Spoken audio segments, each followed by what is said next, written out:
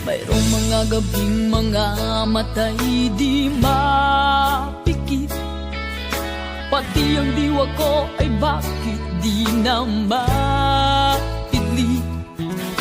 Ang himod sa iyo'y hindi pa rin masumpungan. Sarili ay tinatanong, bakit nagkaganyan? Umasa ng anong tagal dahil akala ko ako na ang lahat-lahat para sa tulad mo.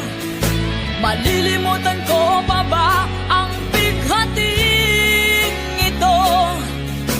Ngayong tuluyan na ika'y wala sa piling